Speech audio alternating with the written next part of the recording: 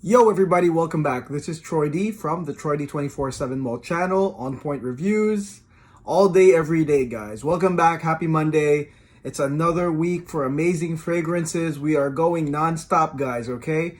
And today we are going with another 2020 release that maybe a lot of y'all haven't heard of, especially if maybe your collecting is more on the mainstream side of things.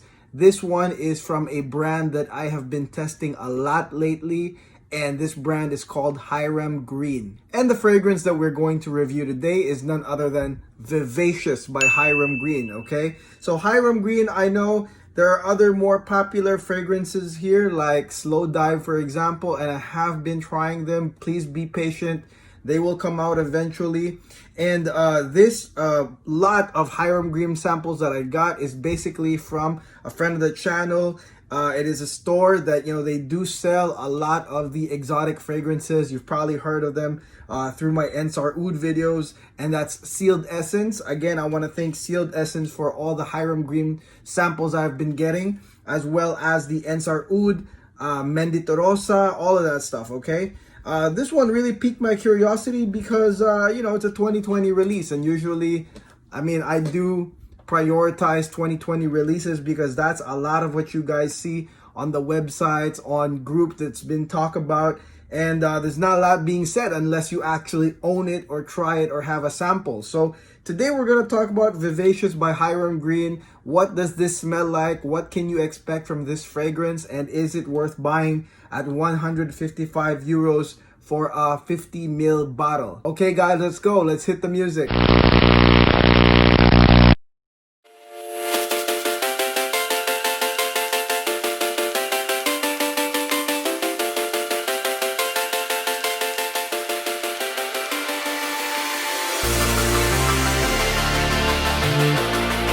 Okay, we're back. Hiram Green's Vivacious. Let's go spray this right now.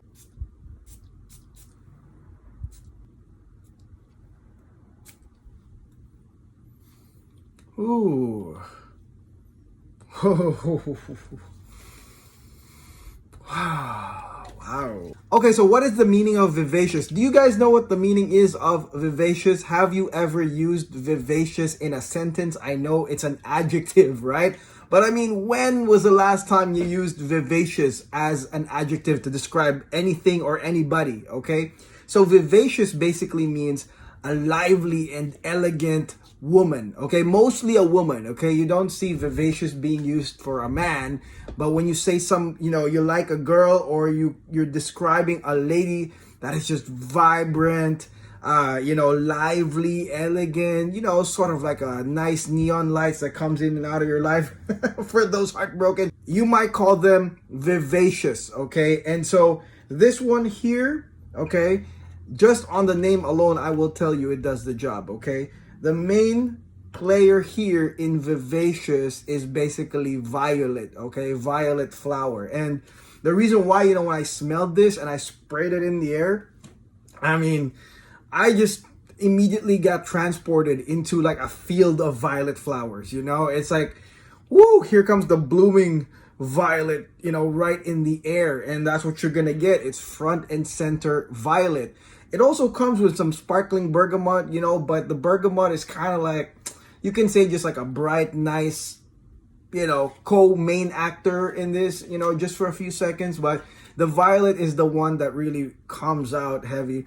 And, like I said, this one, when it sprays in the beginning, probably the first like 5-6 minutes, that's the most femme, okay? It's the most femme part, as you guys know, because violet, in some cases, on its own, is it's got this femme vibe, it's got this soft femme floral vibe. You can interpret it as that, or the ladies can enjoy that part, but you can also interpret it as, man, blooming flowers, nice flowers. It's bringing kind of like the springtime to you, okay? Not summertime to me. There's something about the violet that is not summery, it's like springtime. There's something about feels of like a little bit cooler air, okay? And that's sort of what I get from the get-go. Now, what I like about Vivacious is that the curves are like slow, and it's like a nice transition. And the major transition you're gonna get here after you get the violet is the incoming carnation, okay? And the carnation scent is, you could liken it to like cinnamon clove and a little bit woody, okay? It smells a little bit woody with some cinnamon style, clove style together. And that's what the curve is, okay? And once the carnation comes in, okay, it becomes slightly unisex now, because you are going to get some, spice, inside the violet. There's gonna be some nice lingering spice around you. Becomes a little bit more unisex, like I said, because it's sort of like a cinnamon note within the violet flowers. You will get violet as the dominant floral note really for almost the entire life of the fragrance, but the carnation definitely slightly changes things, okay? And then you will also get some nice rooty, buttery orris that provides sort of like a soapy, rooty type fragrance. It just comes in like that. And for me, once the orris comes in, this one slightly becomes like a vintage fragrance, okay? There's a feeling of, a lot of people do compare it to old Guerlain, vintage Guerlain, and I definitely agree. It feels very vintagey. It feels very, I wouldn't say old, but it's definitely like a vintage, nostalgic feel. Once you smell this thing, it changes into something like that. So in a way, this fragrance, Vivacious, can also satisfy vintage lovers that are maybe looking for something new instead of like maybe rebuying some of the old vintage Guerlain. Definitely you're gonna get a very similar experience with Vivacious right here. And that really, to me, doesn't happen up until the orris starts coming in. Now, the base note here is amber, okay? It's amber. And the amber here is, you could say, slight. I wouldn't say it's like in a lot of doses, but this one here is like some nice, slight honeyed amber. And to me, the way this is like, just imagine if you were in those like blooming fields, the nice like floral fields, and then the sun finally set. That's sort of the feeling. The sun finally set. You're with your dame, your lover, and it's now time to put the jacket on because it's getting cold. It's time to warm up and cozy up. The sun is setting. It's getting darker here. You're in the middle of the fields. I don't know how you're going to get home. Okay, but that's sort of like the feeling, as the amber comes in here, it's slightly warming, slightly sensual, gets a little bit darker than what it is.